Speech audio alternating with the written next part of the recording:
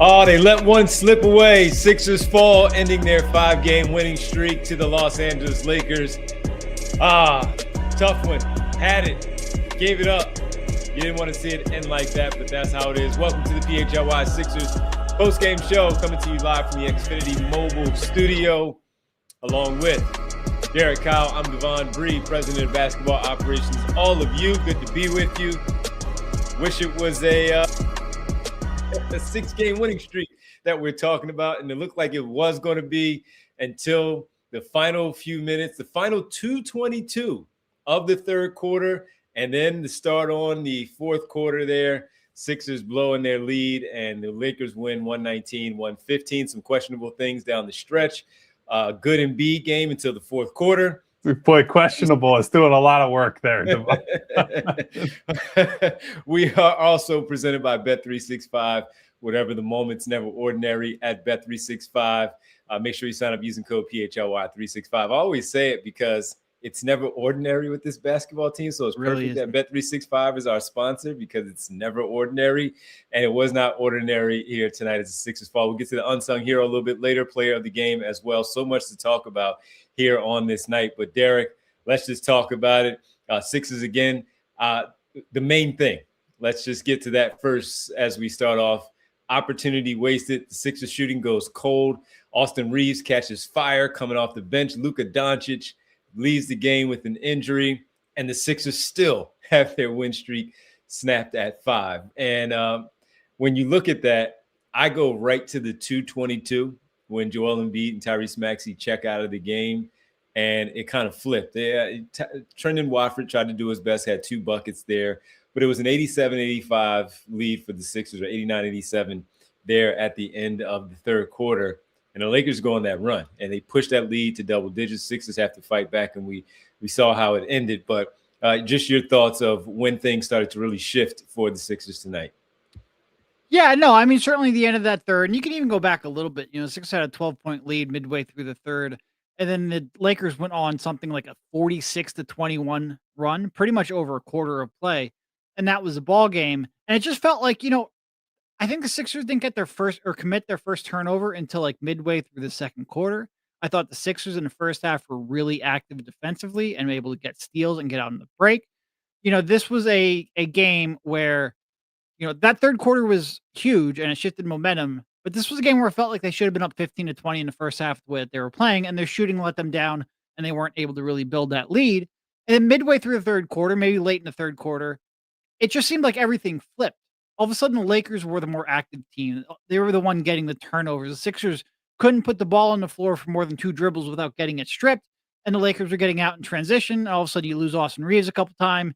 He burns Grimes a few times, and the game just completely flipped in almost literally the blink of an eye. Like, you could have gone and gotten a cup of coffee because it's a late night game here, come back, and it was a completely different ball game. And they just never really seemed like they found their footing. And this is also something where, you know, they need to get more help when Embiid and Maxey, first of all, don't send Embiid and Maxey to the bench at the same time. Stagger the damn stars that you have. It's not that hard. Something Kyle's been hammering lately quite a bit. But they just had no way to overcome that. Look, I'm sympathetic to the difficulty of coaching in the NBA, and you know, sometimes you want to do something and guys are rolling, or you're worried about, hey, the game is closer than it should be. I 100% agree with you, Derek. Like, it shouldn't have been in contention by the time you get to the late third, and Maxey's in foul trouble and like all these other things. But also, every single night, the baseline plan should be Joel Embiid and Tyrese Maxey. One of those guys needs to be on the floor for 48 minutes. There is no reason, with Joel able to play the amount of minutes he can, with Tyrese able to play the amount of minutes he can, that you should end up in a situation where your end of quarter lineup is VJ Edgecombe, Quentin Grimes, Kelly Oubre, Trendon Watford, Adembona. That couple minute stretch there where it was already kind of tenuous, and I get you're trying to protect Maxey a little bit, you get him out, and that's where the game flips. It's Quentin Grimes turnover, Quentin Grimes foul, VJ and Quentin Grimes miscommunication turnover on the next play. They get a turnover thanks to Quentin Grimes, at least in part to Quentin Grimes right after that. He nearly gives it right back to them. They somehow miraculously saved it. And then Kelly Oubre, with 20 seconds on the shot clock, takes a three with a guy draped all over him after he's already 2 for 7. And it's like, on the one hand, you hold those players accountable and you say, hey, boy, it would have been really nice to be able to take Quentin Grimes out of the game while he's having a stroke in the middle of a basketball game. You didn't have that guy because you traded Jared McCain. But on the other hand, what were you expecting? These lineups had not worked from the beginning of the year. Part of the reason that Nick Nurse said, I want to work on the VJ Edgecombe-Paul George pairing and kept putting those two together is because he used to do it without any of the other guys, and it was a total disaster to start the year. Why do you think it would be different now? I don't get that. And I'm not going to say this was entirely a coaching loss. I think ascribing it to any one thing would be silly. But that's where you start losing control of the game. And then by the time the fourth quarter starts, the snowball is rolling down the hill. Like, the game had already flipped at that point. You gave a team that hadn't played well enough confidence to get rolling. The final 30 seconds is a topic we can talk about later, where I don't know if every single member of the team suffered a concussion at the same time or what happened there, but we'll get to that later. I keep coming back to this because it's so easy and straightforward. Get Tyrese Maxey off the floor for some minutes. Joel Embiid is the main guy. When Joel Embiid comes off, Tyrese Maxey's back in the game. You're going to have to take guys off when maybe they're feeling it a little bit. Maybe you want to give them a little more run. It's okay. The alternative is better. It means that you have one of your two best players on the floor at any given time. This is very basic stuff. Please start doing it. Please start committing to it. I agree. Again, I wrote down who was on the floor at that point. You already mentioned the Grimes, Oubre, and Edgecombe piece of it. Watford, along with Bona, out there on the floor. And at one point, I was getting ready to text you guys and just simply say, man, these guys really have it clicking. This looks really good. With the winning streak, the way that they were playing, shooting the ball as well as they were, forcing Los Angeles into those turnovers, and Luka Doncic already out the game. No one could really get anything going. And while Austin Reeves had, 14 at the half, he looked pretty good. That third quarter that he had, the momentum shifted because of how they were doing everything that you just talked about, where they were turning the ball over, unsure of themselves, not playing the same way that we saw for that first, 32 minutes of the game, where everything just seemed like they were working. They were able to get stops. They were able to make shots. They were rebounding decently enough, even though they were out-rebounded well tonight. They weren't giving. Maxey Kleber came in and got 4 offensive rebounds that led to made shots by the Lakers. Maxey Kleber barely plays for that team, and this is what we talked about, where we praise Dominic Barlow for what he does. Maxey Kleber can't even jump, and he's getting those offensive rebounds, giving them chances to get second chance opportunities, and they made the most of it. And that's where it really got frustrating as you watched it in the moment, with the boneheaded plays and things of that nature, because, again, everything else was working. And you're up, and Derek, you said it was 12. They were up by as much as 14 in the third quarter. And you know how it goes, where you're trying to really just put your foot on their gas, put the foot on the gas, and you really try to have that knockout punch. And when you do that, you take ill-advised shots sometimes. They're not going to go your way, and now you're forcing things, and then you get yourself in trouble, because when you have these quick shots, when you have these long shots, long rebounds, they leak out and they get some easy transition buckets. And when that happens, again, you start to get a little bit tight yourself. You want to make that next shot to try to put the team away once again, and you get away from what was working for the entire time to keep yourself somewhere around 8 points that entire night, where the Lakers weren't really doing much and they weren't that much of a threat. And that's where all of that stuff really started to get frustrating, watching it in the moment. And then it happened at the 2:22 mark, where you take both of the guys out, and you already knew what was going to take place when they came off the floor. Can they hold things down for 2:22? And you're the coach and you're trying to steal some minutes. I get it. And you think your guys should be able to hold things down for that final 2 minutes.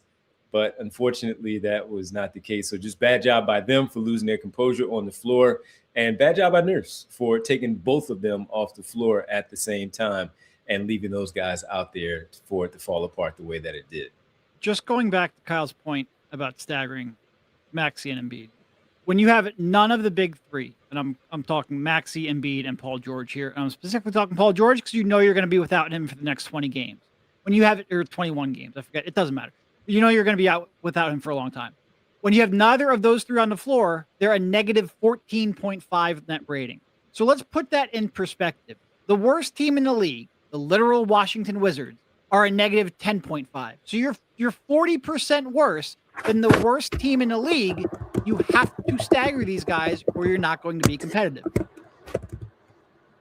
Devon's typing away over there. I can hear him cooking something up after Derek just pointed that out. Yeah, like, again, this is not some super advanced concept. This is a thing we begged for when Doc Rivers was here and they wouldn't properly stagger different guys. It's a thing we're saying now. Like, I don't know why this is such a difficult thing for professional head coaches to do on a regular basis. It's going to happen here and there. I get it. You're rolling with guys. But it's like, here's the other thing. It wasn't like Tyrese Maxey or Joel Embiid had such dominant third quarters that it was like, boy, we have to play them every single minute we can together because we can't afford to take them off the floor. Like that's definitely not the case. I mean, Joel played a lot better than Tyrese did, but the third quarter wasn't like he was in full dominant mode. So figure it out. It's driving me crazy. I feel like I'm losing my mind watching this basic thing not happen. And I've asked Nurse about this, and he's like, well, it can be more difficult. Yeah, if you make it more difficult, of course it is. Like, you have the power. You have the choice to change your sub patterns. That's as simple as that. Stub somebody in, stub somebody out, and along we go. Like, I don't want to spend the entire show just ranting about this one thing.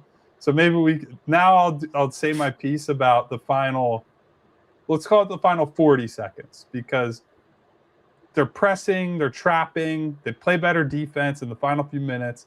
VJ makes an incredible play to steal the ball, hit a three. Unbelievable. They're within 3 points. And then from that point on, the situational awareness, 0.0%. VJ and Grimes are trapping full court with 35 seconds on the clock, down 3. It's the easiest, hey, we're now just playing our base defense transition you're ever going to have. You just need to know how many points you are separated by on the scoreboard.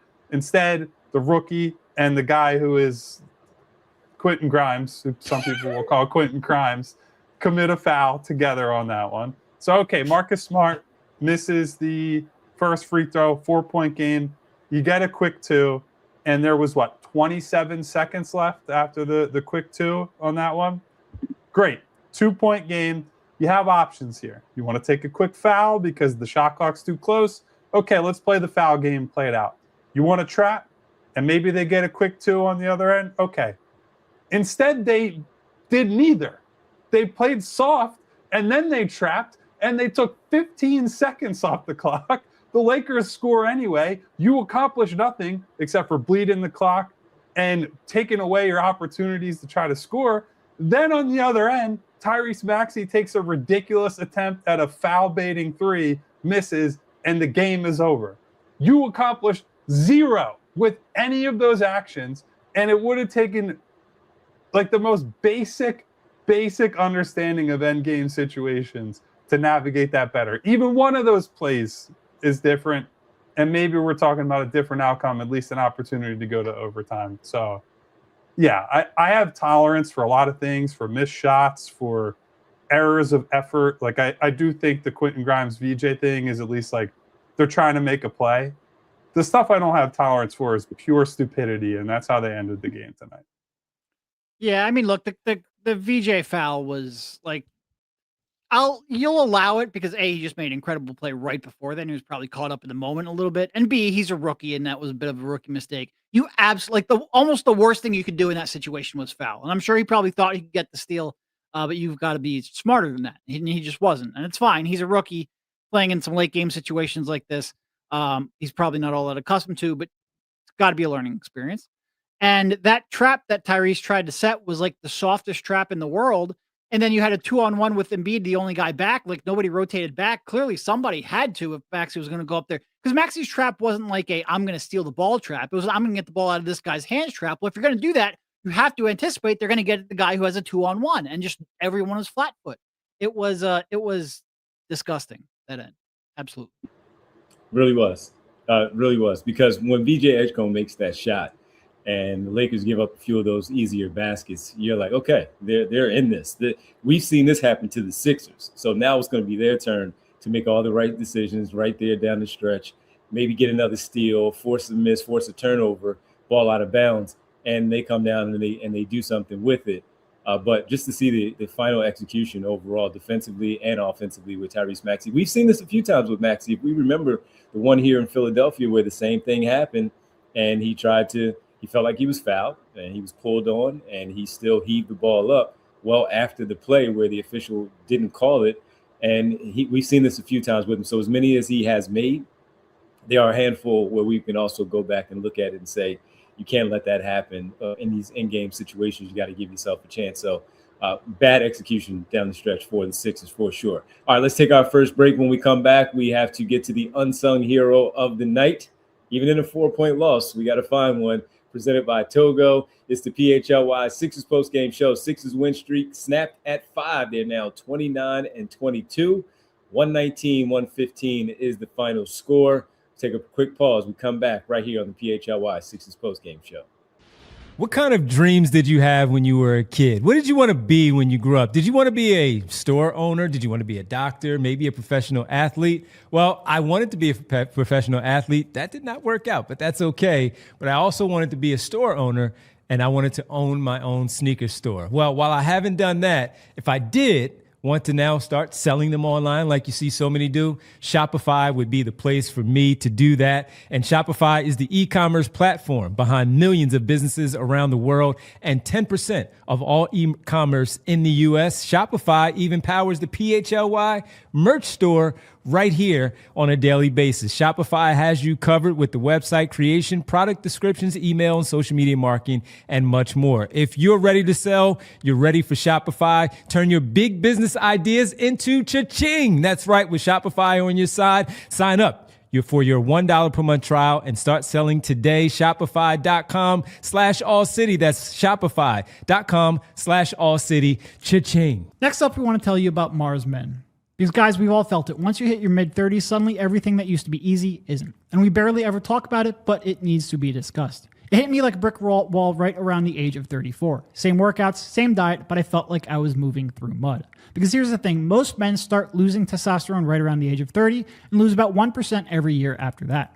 Here's what Mars Men does. It helps your body unlock usable testosterone so you can feel like yourself again. Mars Men includes no synthetics and uses no needles, just real ingredients that help optimize energy, focus, and strength. And Mars Men has a 90-day money-back guarantee, so there's no risk. For a limited time, our listeners get 50% off for life, plus free shipping and 3 free gifts at mengotomars.com. It's a perfect way to kick off the new year strong. That's mengotomars.com for 50% off and 3 free gifts at checkout. After your purchase, they will ask you where you heard about them. Please support our show and tell them that our show sent you. I wish I was on Mars right now after having to watch the end of that game. Holy cow. Welcome back to the PHLY Sixers post-game show. Sixers lose by 4 in Los Angeles. Final score 119-115.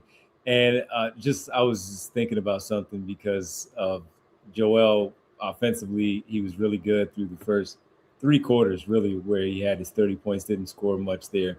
In the fourth quarter, I think he finished with 5 points. But just thinking about the amount of points in the paint, it was 14-12 in favor of the Lakers, but it seemed like it was 24-12 down the stretch because of not only Reeves' shots, but guys getting in the paint. LeBron, fast break opportunity. Austin Reeves, layup. Marcus Smart, layup. It just felt that way, even though it wasn't that much of a discrepancy out there on the floor. All right, let's get to the Togo Unsung Hero of the Night. Even in the loss, we always search and find one. Even in the loss, and it's presented by Togo, the Unsung Hero, the leader in his operations outsourcing. Make sure you check out Togo. You call the plays, we execute. Let's go to VJ Edgecombe. As much as we just talked about the late game execution, he did get that steal in that 3 as well. Finished with 19 on 7 of 16 shooting, 10 rebounds, Kyle, 4 steals, pardon me. And just he did a lot of really good things, and he looked poised out there until the very end, unfortunately. But being in Los Angeles, playing in that environment, sometimes that can get to guys. He did look like, for the most part of the game, wasn't worried about any of that at all, and he looked very comfortable out there. Yeah, I did think the game got away from him a little bit in the second half. Like, it was a much better offensive first half in terms of the all-around stuff. I do think something I like that we're starting to see is he's improving his reads in transition, where he's balancing the acts of attacking the basket, scoring at the rim, snaking through guys, and also just slowing it down, setting somebody else up, running the wing if it's Maxey or it's Watford or it's somebody else bringing the ball up. Those are all great. Getting double-digit rebounds at that position at his size is great. I thought he mixed it up really well. I thought he had some great possessions against bigger guys tonight. He ripped LeBron James in a transition sequence early in the game. Had some good plays against Rui. He's one of the only guys who put together good defensive sequences against Austin Reeves, who just absolutely smoked them tonight. And by the way, like, speaking of Austin Reeves, they did trap him at times early. I have no idea why a team that loves trapping so much, especially in recent weeks, decided that when Austin Reeves was lighting the house on fire in the second half, that they're like, yeah, we'll single cover this guy. Like, what's the logic there? So again, just I don't understand some of the philosophical stuff tonight. But yeah, like, by and large, I think if they win this game and have like a fairly normal second half, we're talking a lot about VJ just like doing all kinds of different things to help them win. Obviously, I think you saw some creation limitations with him tonight, where thought about attacking, pulled out, reset, where I would just like to see him get downhill a little more and try to set guys up, because we've seen it this week and a lot this month, or the last month and change, I should say. When he can get to the paint, he's got such great court vision and is an important playmaker for this team. But if we have to have an unsung hero tonight, I think he's got to be it, regardless of how we feel about the outcome of the game. Yeah, unfortunately, if they had finished off that comeback after that steal in 3, he would have been a very sung hero, but he gets to be unsung hero in part because of his mistakes, which doomed the comeback, which is sort of a pretty good representation of this entire game, because nobody is coming away from this one faultless. No, I agree with pretty much everything Kyle said. And, the point about Reeves, like, he played some very good defense on Reeves, and sometimes it just didn't matter. Like, Reeves, I'm thinking of that one shot in particular where Reeves just shot over top of him, and he was as tightly contested as you can possibly be, and it just didn't matter. And by that point in the game, Reeves had already gotten hot, thanks in part to Quentin Grimes, or Quentin Crimes, as some will call him tonight. And there's just nothing you can do about that. So I thought overall he played a pretty good game, a couple key mistakes notwithstanding. And yeah, like I said, nobody was faultless in this one, but he certainly did a lot on both ends of the floor. Leaving no doubt, rebounding in traffic on a few of those, getting in there, helping out on the boards. Also early on, just navigating the defense the way that he was, picking up LeBron James. He had LeBron James a few times, and you guys talk about the one steal, but I thought he did some decent work in general on LeBron James. I mean, he's still LeBron James. I understand he's 41 years old and he's out there doing the things that he's doing, but he's bigger. He's way bigger than VJ Edgecombe, and you would feel like with that weight difference and trying to back him down and shoot over him, or just put his shoulder into his body and get to the paint, but he did an okay job with some of those defensive assignments for the most part when he was on him. So, but then the late stuff came and it didn't help out overall. So, tough one, but we had to find an unsung hero. VJ Edgecombe was that for us tonight. And look, he's going to have these types where we see the issues with him being the point guard and where they have to put the ball in his hands. And sometimes it's not as smoothly as you would like for it to be. And then other times he's going to look really, really good, really under control and composed out there on the floor. And we see them starting to pressure up on him again sometimes. And look, at that point, you would just like to see him get the ball out of his hands and try to get it back, reset it, if you will, and just try to calm things down, reset the offense as well. And if he has to find an opportunity to go one-on-one against someone like he did in the last game where he really went off and had a lot of that in game number 2 of that second night of that back-to-back in that win against Golden State, that's the good of it. That's where you're praising him for that stuff. And then you'll have parts of the game like he did tonight where he's still a rookie and you see that they want to make sure that they pressure up on him. And it was tough because nobody can make a shot. He had some really good looks. And while he did make, 3 threes tonight, including that last one, he had some pretty good looks. He was 3 for 7 tonight. Tyrese Maxey was 1 for 9, so he didn't have it at all from behind the three-point line. That was also just a big part of if he would have made 1 or 2 or more of those shots, maybe things change a little bit for VJ Edgecombe. So he was our Togo Unsung Hero of the night, presented by Togo, the leader in operations outsourcing. Let Togo handle the work that gets in the way of your work. You call the plays. We execute at Togo. So, Stephon, while you're on the subject of the threes with VJ, they hit 5 threes as a team tonight. Yeah. And he had 3 of them. What did they just give away at the deadline? One of the best shooters on the team. Have we hammered that home enough? I think we have. So I'll say it again. I am probably of the panel. I think I was most okay with what the actual return is, like most in support of if you can get this for Jared McCain, I think I'm okay with that in a vacuum. But if you can get that for the version of Jared McCain who shot 38.5% from the field for half a season, essentially, I think you can probably get that from that same team in June. And I don't understand what the urgency was to make that trade. And once you make that trade, it has several different impacts, right? You don't have a very dangerous shooter to bring in off the bench. You don't have an option to pull out Quentin Grimes and have guard play off the bench. So you're bringing in wings. You're bringing in Justin Edwards, who hit a shot tonight but committed 3 fouls in 6 minutes, I think, something like that.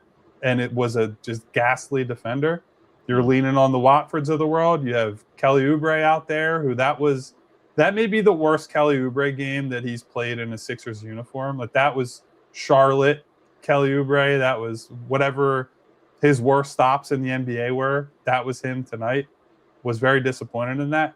But the point is, we've said 100 times, shooting is a problem for this team. They haven't had enough shooting. You traded away a shooter. I'm not counting Eric Gordon because you have to play to be a shooter. But you need shooting on this team. It has to come from somewhere. It can't always be Tyrese Maxey has to hit step-back threes. And if you're asking him to make threes, you're going to have to be a little more purposeful with the design of your offense to use off-ball actions, off-ball screens, and generate him looks, because the threes are coming from Maxey, VJ, and who else right now? Who is generating those? You're going to rely on Quentin Grimes for anything? Probably not. So just another symptom of the trade they made today and the lack of other trades that were made that was easily foreseeable. They haven't been a good three-point shooting team in general with McCain available to them, and they got worse. And one that has made those threes, you brought up Kelly Oubre. Tonight, as you said, he just reverted back to that older Kelly Oubre. He has been pretty good over the last few games from behind the three-point line. Tonight, he didn't have it. Maxey didn't have it. VJ was 3 for 7. Again, that he was 2 for 6 before that prayer of a three falling out of bounds. And they had some. I just thought they had some really good looks, and they missed some shots that they normally make. We talk about Maxey. We'll get to him more on the other side, but yeah, losing Jared McCain, not bringing anyone in who can also make shots as you lose that player certainly doesn't help when you don't replace it with another player who does not shoot the basketball. Yeah, and I think if there's one thing this trade deadline shows, it's that they believe in Quentin Grimes still.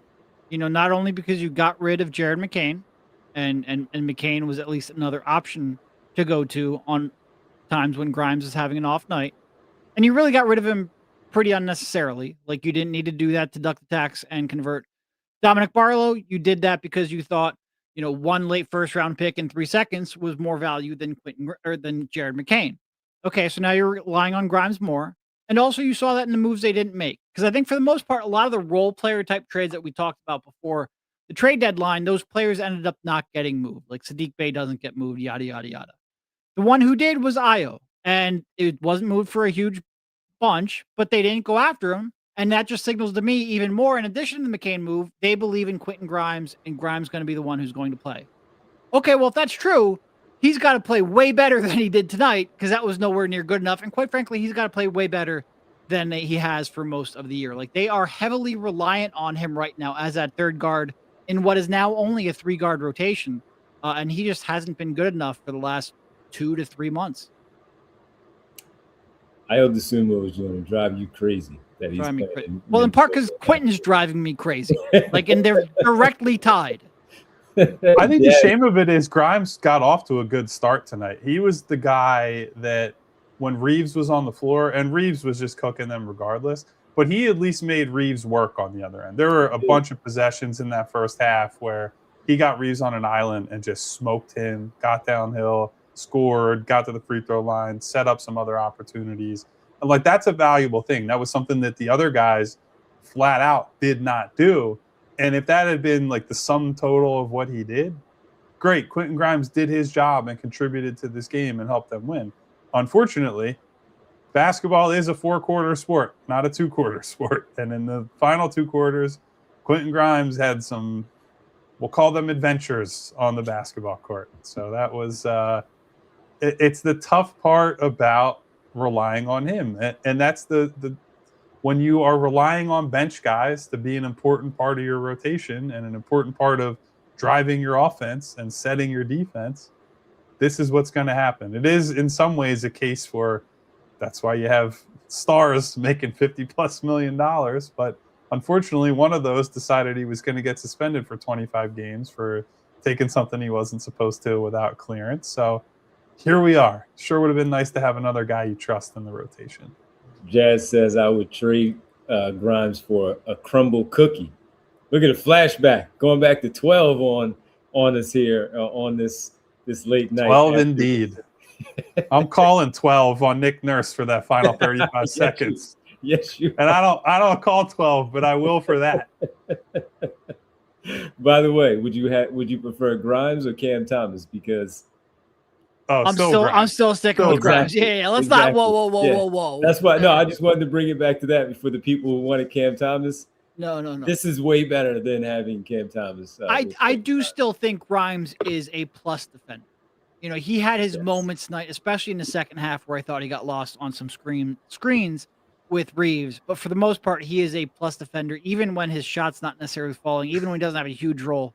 What are you laughing at? Our guy Lean to Win said Cam Thomas now and all caps. No.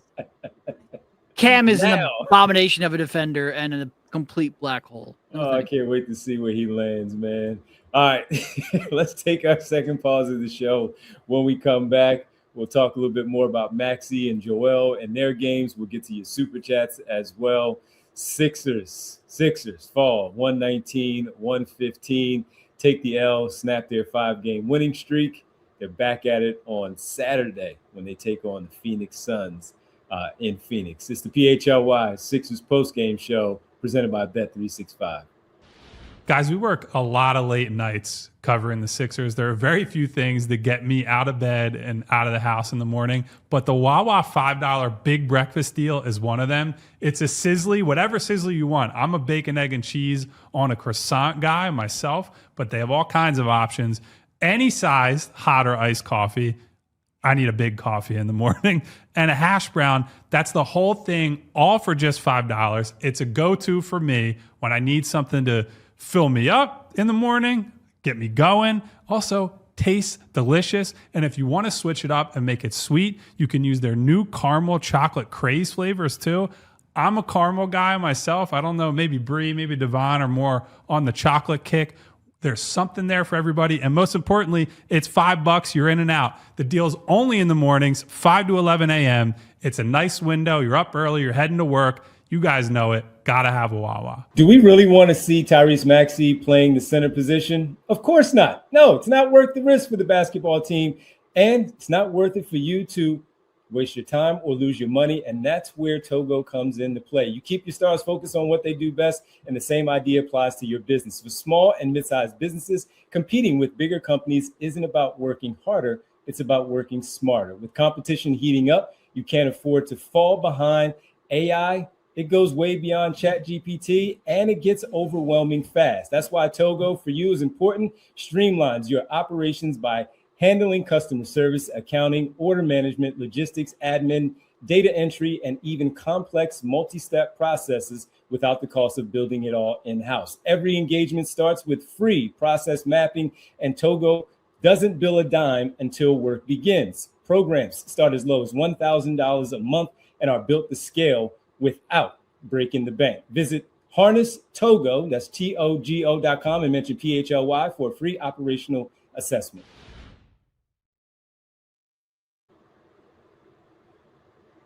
All right, we're back here on the PHLY Sixers post-game was show. done with the show. He just sat there in silence when we came back. I was reading something, upset. and I was sending something to Bree. Welcome back to the PHLY Sixers post-game show presented by Bet365. I need the Wawa, Kyle. I need the coffee or something because we're up for another late night here after a very long day, man. Very long day. I'm gonna hit up that $5 breakfast deal tomorrow. I hit up Wawa on the way home tonight. Actually, I was like, I need something that tastes good, is filling, and I could just stop right on my way home. So thank you to Wawa as always. Yep. Absolutely. I actually, well, you guys saw that one earlier. I had to have the sweets kick with the chocolate chip cookie that I had in the office today. And Wawa always hooking us up, making sure we're all good. Make sure you head out to Wawa tomorrow, 5 to 11 tomorrow morning. And that is the limited time for your 5 to 11 breakfast. It's the Sizzly deal for $5 where you get any Sizzly, hot or iced coffee, and a hash brown. You can't beat it. Friday, I would love a hash brown right now, boy. You know what? But I gotta not eat at 1:23 in the morning.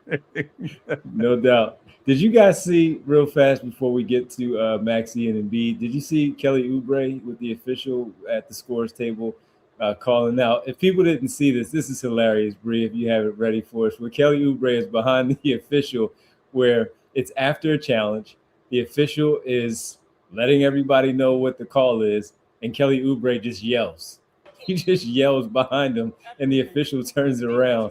It was hilarious. Okay, so because we're on I know you want to talk about Maxey and Embiid, and so do I. We can get to them. While we're on the subject of the officials, that crew was horrific. Just absolutely terrible. They miss a blatant deflection that the Sixers challenge. 3 minutes into the game or whatever that was. The whistle was inconsistent the whole game. Sometimes they're letting football plays go. Every single Marcus Smart flop was rewarded. That guy and look, none of this is to say, I want to be clear if there are any Lakers fans listening to this. The Lakers deserved to win that game for the way that they played in the second half. They reached out and they took that game. So this is not sour grapes about outcome or anything like that. I just hate how that game was officiated on basically every level. And I'm not going to name names because I don't need to bring that evil on myself, but there is one specific ref who was involved with that game who I think is pretty clearly the worst ref in the league. And Does Joel Embiid share your criticisms on that ref? Perhaps. But anyway, the point is, when Marcus Smart gets rewarded for just throwing himself to the ground on an inbounds play, that's when I almost turned the game off and said, you guys can do a 2-man post-game show tonight. And Devon's so mad that he's muted his mic while he's talking about the officials. I also thought they got it wrong when they called the foul on Tyrese Maxey and Nick Nurse challenged it, because it clearly looked like LeBron had wrapped his arm around him first, and as Maxey is backpedaling, he then grabs LeBron, and they called that one. So I was listening to the Lakers broadcast just to kind of hear what they were talking about, and they were saying, yeah, that one's on LeBron. So even they were surprised that the official called it the other way. I will say, so in our Discord, we had people who were watching because they're not local, so they're watching on League Pass. They're watching the Lakers broadcast. And they said there was another Marcus Smart, Tyrese Maxey sequence that Stu Lance, the Lakers broadcaster, was like, boy, that call just sucked. Yeah, and I respect the Lakers broadcast. They're pretty good at calling balls and strikes as far as that stuff goes. So, again, I will be clear. The officials are not why the Sixers lost that game. They lost that game, and the Lakers won it. The Lakers deserved to win that game. Full credit to them. I just thought that was a brutal performance. Also, on that first one, in the first few minutes of the game, you got to go and check that yourself. You can't leave that up to a coach early in the game. Talk to your colleague. Like, come on, get it together. Yeah, you can't do that. You got to call that. That's way too early in the game to leave that up to a coach and their staff to blow a challenge that early in the game. You can't. That's ridiculous. That was flat out ridiculous. I don't care what side it was on. They need to institute, if they're going to keep replay, and I'm kind of in the ban replay altogether camp. I'm sick of it at this point. Yeah. Need to institute some kind of auto review procedure for stuff like that, especially with these guys wearing headsets now, right? Like, for the headsets, connect them with Secaucus, and when you screw up that badly, just be like, hey, you guys really ruined that call. Overturn it and get the game moving and get the call right. It's an easy solution. Anyway, so how about Maxey and Embiid? Well, Derek, your thoughts? I think they both played inconsistent games. Like, I think Joel, certainly in the first half, like, he was just automatic from mid-range. And that was great to see. And he had some really good passes as well. Defensively, I thought he struggled at times. And whenever you have a team that puts him in space like that, you'll see that, especially when he's not completely locked in defensively. I thought he struggled at times. Maxey's passing was great. He just couldn't buy a shot. And we're seeing this more and more now where, like, the shot from the perimeter is just not there. And he had some good drives to the rim, had some good finishes, but you really worry about the workload, the minutes he's playing, and whether or not he's getting tired legs, because it's just more and more of these games are off nights. So I thought they were both good in stretches, both bad at other aspects of the game. Neither played a complete game, but certainly if I start looking at the reasons they lost, like, you just got nothing from your role players and no shooting from anyone outside of them, outside of, VJ really. So it was like I said, tough night for both of them in certain aspects, but very strong night in others. Yeah, so I would say this. With Maxey, there's a little bit of chicken and the egg where it's not chicken and the egg. It's 1:30 in the morning. You guys got to forgive me for screwing up analogies. So there's a couple problems that he's dealing with. They didn't have shooting, so the Lakers were content to play a zone a good amount of that game, and that makes it hard for Maxey to get downhill. And so I understand why he ends up taking a good amount of threes. They're going to pack the paint. They're going to load up. They're going to sag off of Oubre, Barlow, play off of Bona for sure too. Grimes even, because, who knows what the hell he's going to do on a given possession. And so I give him a little bit of leeway to not get to the paint and get to the rim. On the other hand, I do think there's a little too much, like, all right, they're loading up on the paint and just using that as an excuse to sit back and take step backs and not get downhill and not attack the rim to the degree that he should, especially in a game where, like, look, we can complain about the refs. Some of the reason that they didn't get a lot of whistles is they're not getting to the paint. It's a lot of jump shots. And if you take a lot of jump shots, you're not going to draw fouls. You're not going to get into the penalty. You're not going to, put the refs in a position where they have to make calls. And so I was disappointed in him on that front. I'm not leaning on the he's tired thing. I didn't think this was a tired thing. I think it was him and the team reacting poorly to the coverage they were facing. I agree with Derek on the Joel stuff. I would say I was happier with Joel overall because I thought the offense was really, really good.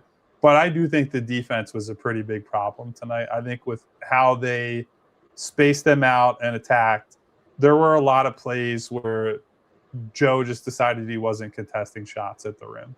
And if that meant he had to score 8 less points or he had to play 3-4 less minutes and you were going to get better Joel Embiid defensively, I would have taken that trade. I would have accepted that I got to get offense from somewhere else.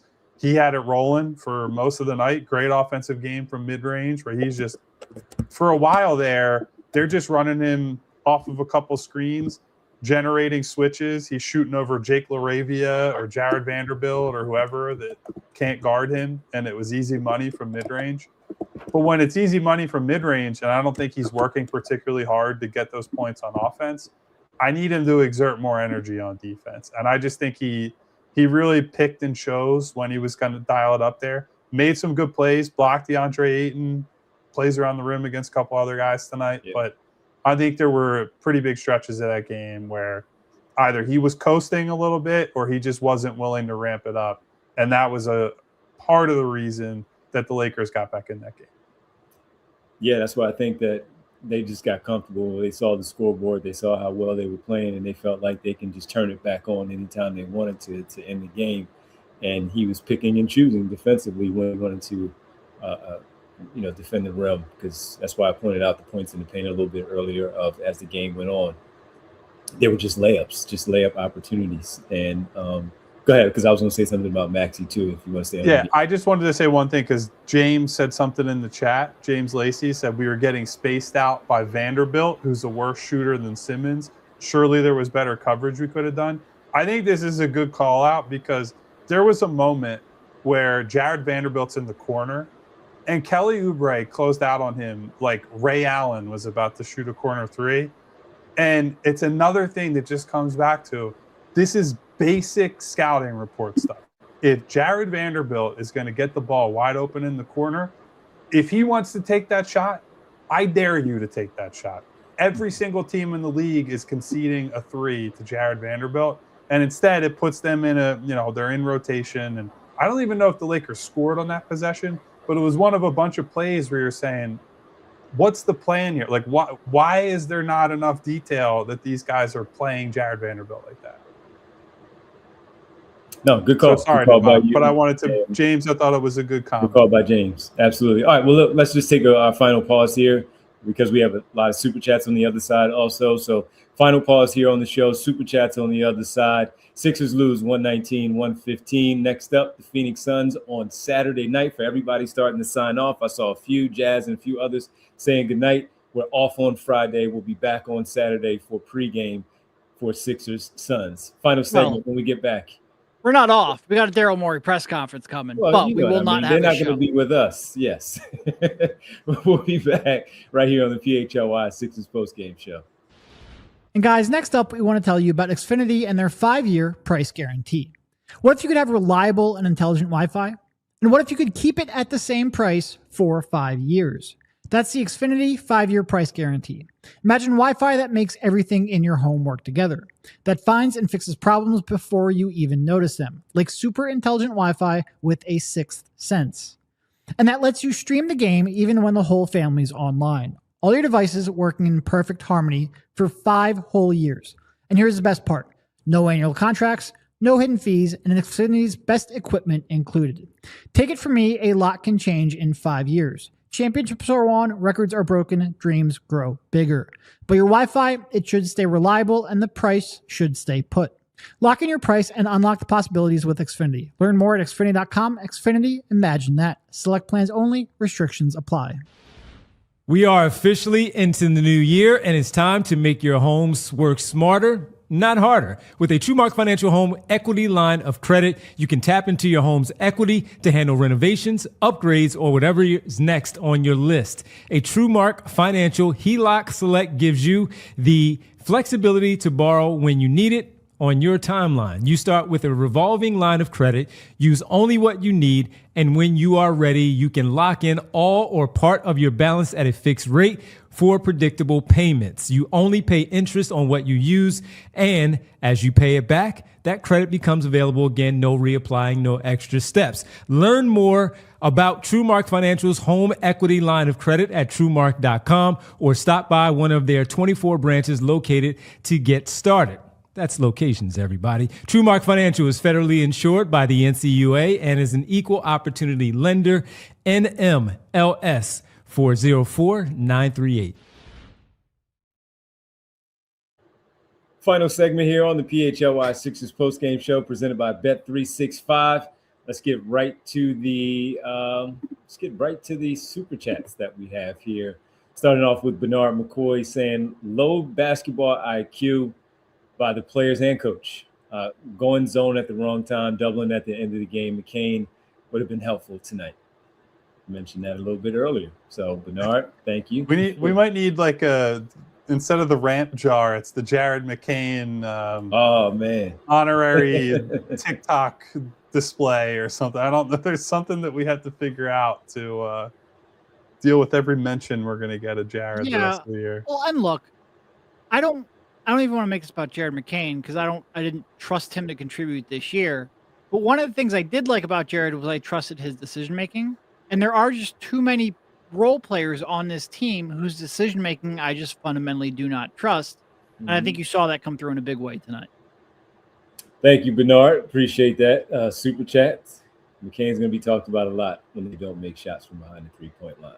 Marcus Blackstock, their situational awareness sucks. Who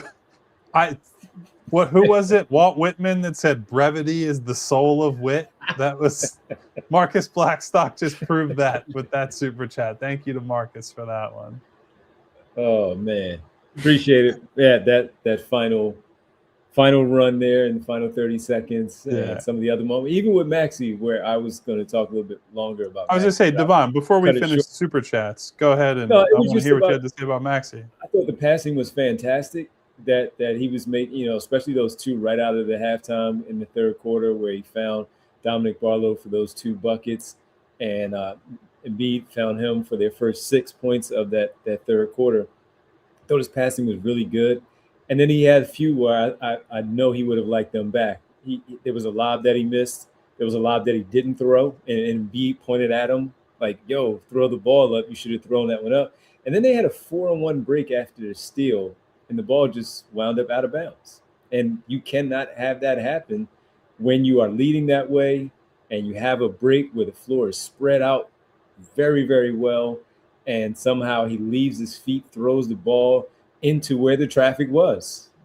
There's only one player back, one closing down. There is no traffic. No need to leave your feet and throw the ball in the corner, leaving it for two people to decide who's going to get it. So situational awareness, as is brought up there, you have to make sure that you make better decisions, especially on the road, and you cannot have that. So I'll just leave it there since we have so many and it is late. But appreciate the super chats there, guys. Davon, aka Schoolboy Beat, says, "Well, deadline, you could have made moves to raise the floor of the team. So expect more of this weak bench with 1 scorer, 8 hustle guys, and 0 shooters." So even if you take away Austin Reeves off the bench 35 points, they outscored the Sixers, the bench, Lakers did, 26-14. That's without Austin Reeves. So Rui Hachimura with 14, Austin Reeves, of course, with his 35, 6 for Jared Vanderbilt. Dalton Connect had a layup, and Maxi Kleber 2 for 3 with his 4 points. But it was really his 4 assists and his 4 offensive rebounds that he had that helped them turn the game around, with that momentum really shifted. So 26-14, excluding the 35 points from Austin Reeves. Davon is on to something right there. It's too inconsistent. That's where you definitely lean to Quentin Grimes. He has to be the one to make up that difference, and he just did not. Don't tell him that. He doesn't need to hear that. Start firing off a little bit more. Davon also says, I get the tradition. Distributor Maxey is what the fan base begs for, but I'm sorry. I need him aggressively trying to score for 4 quarters, not 2K26 John Stockton. So I think there's a balance. Like I already brought up, that I think some of it is the coverage and the lack of shooting and yada yada yada. And he's also in the backcourt with the rookie, where you can't rely on him to be that player. And Paul George is not there, so he has to balance it out. But I hear you, Davon, for sure. Yeah, look, I mean, it's a lot of this. Maxey is at his best when he's surrounded by other shooters and guys who you can't double off. And you've got, Paul George out for the next 21 games. You've got, Quentin Grimes struggling, Jared McCain traded, and you've got Ayo in Minnesota. So, you just don't have all that much shooting right now. Yes, I'm going to bring him up every chance. I was going to say, Derek's really hammering the Ayo thing. It's just because he was a one-player move that it doesn't matter. It doesn't matter. I had an argument with a friend of the program regarding Ayo and Sixers' lack of trades earlier. I'll talk to you guys about off air. All right. Final one from James I also had an Lacey. argument, but we'll talk about that off air. Appreciate you guys putting in the long hours today for absolutely nothing. No, we're not putting it in for nothing. Something. We're putting it in for you it's guys. It's our job. But number two, I appreciate the fact that the Sixers did nothing. They disappointed everyone. And we still have a ton of you in here hanging out with us at what is now 1:42 in the morning on the East Coast. James, I'm not sure where you're at and the rest of you are at. We have an Arizona Ron. I assume he's in Arizona, right? So some people are better situated to watch some of these shows at a nice time. But we appreciate you. That I think that comes from the heart from us. And obviously, thank you guys for riding along with us on a very long day for all of us. Absolutely. So thank you all for your super chats. We really appreciate it. Before we get to the world famous roll call, can we just roll call one in particular, which is Bree, for hell yeah, all the great work she did today, all the late night work that she's done this week for these games from Monday and Tuesday, Wednesday, with all what we had to do yesterday for our 3 p.m. show, and getting everything ready for the trade deadline show earlier today and tonight. So special roll call shout out, as always, for Bree for what she has to do for making sure that we are good to go.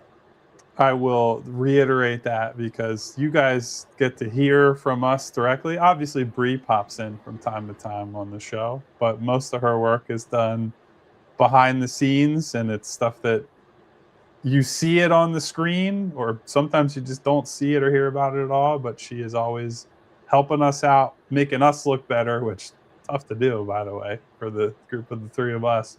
And she's just, as we always say, just as much a member of the crew as we are.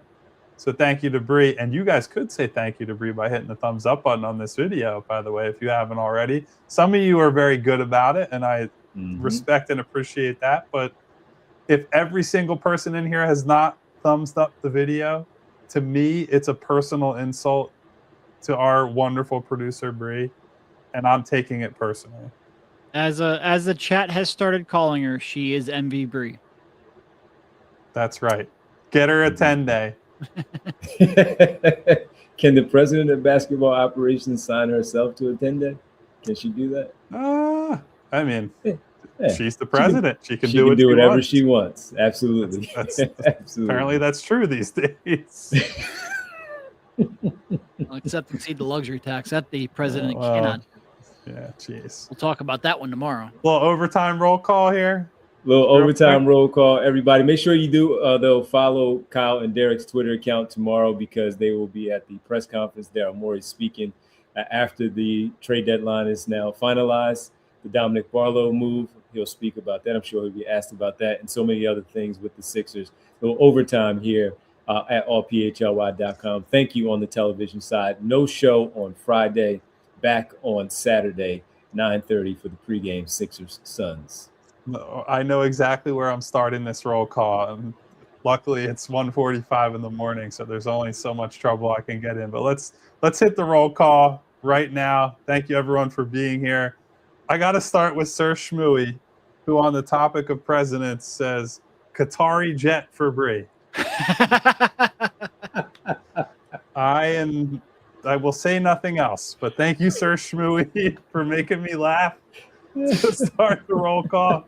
Thank you to Zach Blaine, to Terry Hayden, to Phil W., to Jazz Graham, to my girl Nona, to Jess Val, to our guy Eugene Ross, Hedfa, Jay the Jungle, who I've forgotten on some of these roll calls. What up, Jay? Recently, my guy Jay, our guy Jay. Thank you to Mr. Sandman, to Schoolboy for his super chats tonight and for all his continued support. Thank you to Dwayne Cooper, Vince Pellegrini, Bernard McCoy. Bernard had a super chat tonight. Good to see you, Bernard, as usual. Music lover, PHLY guy, AA Ron, Arizona Ron, as I brought up earlier. In Tucson, Arizona, he says. You know what? I have family that lives in Tucson. I wonder if you guys have ever run into each other there. That's pretty interesting, Ron. We might connect. What's the movie? Is it The Girl Next Door, where the guy's like 3 points of life advice, or never play cards with someone named after a city? What movie is that? I'm trying to think of.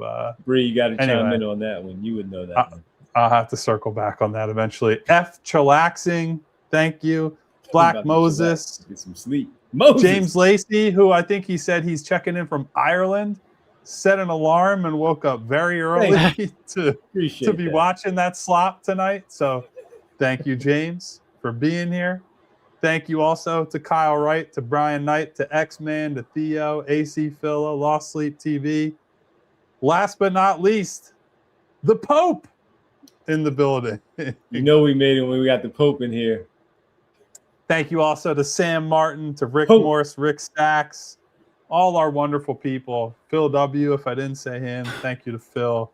Even he had to admit Kelly Oubre had a tough one tonight, I'm sure. Yeah. Thank you for being here. Phil's in California, so great time for him tonight. Nice and early he gets to go to bed. Thank you, everyone, for being here. Like I said, thumbs up on this video is a thank you to our favorite producer, our only producer, and that's Bree behind the scenes. Also on the way out, if you want to be on the ride with us all the time, 5 days a week, pregame, postgame, 3 p.m. shows during the day, hit the subscribe button, hit the bell icon so you get notifications each and every time we go live. We'll be back on Saturday night. Next Sixers game. Is that a 10 or is it a 10:30? Another 10? I believe it's a 10. Well, you guys can go find out. We'll be back then. The pregame will be a half hour before the game starts. I trust that you can use the scheduling app and whatever else. The Don't trust us right now. We're delirious. The notifications will get you to the show. It's a 9 o'clock, so we have. Oh my God! It's a gift from the gods, Devon. It's better than a Qatari jet. Anyway, we'll be back. Everybody, until then, enjoy your Friday and enjoy your Saturday. You'll enjoy both of those until you hear Daryl Morey talk about the deadline. Anyway, stay safe. Take care of one another. See you Saturday. Goodbye.